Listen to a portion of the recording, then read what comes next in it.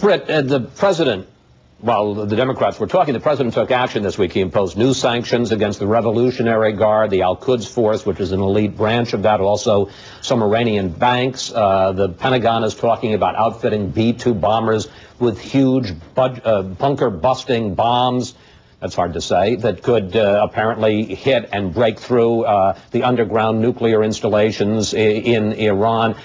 Are we on the path to war? Are we on the path to diplomacy, or both? Well, it is probably useful for Iran to believe that this administration will stop at nothing to keep it from getting a nuclear weapon. These sanctions, these financial sanctions, have at least a chance of pinching and possibly even working to some extent, because entities within Iran, individuals within Iran, need access to the international banking system. It forces institutions within that international banking system, be they American or not American, to make a choice between doing business with Iran and getting blacklisted in the United States. Not a happy choice, and one that most will resolve in favor of keeping on good terms with the United States. That could cause some strain and difficulty inside Iran, and that's probably a good thing. It is nonviolent. On the other hand, doesn't it make sense that you want Iran to believe that if they keep this up, they might be the subject of a devastating military strike of the kind that only the United States of America can mount?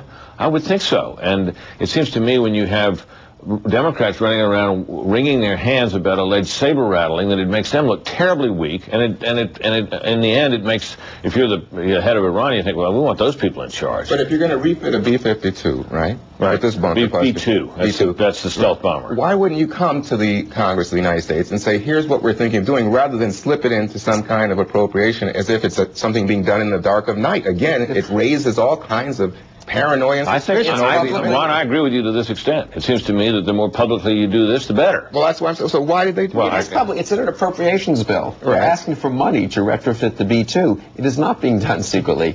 They did not come and say, we're thinking about this and we want to do this. As yes, they did. Well, no, they did it as part of the appropriations, but they never. That's how you do it. No, you make a statement. I mean, this is ludicrous. This is how you're going to conduct foreign policy. We're thinking of targeting this place here. We want you to know ahead of time. No. Look, here's the position. I simply said, tell us that you're doing this, and tell us why you're doing it. Why is that ludicrous? It's ridiculous. What else are bunker-busting bombs could be used for except to bomb underground installations? But there might be others we might want to bomb, not just in Iran.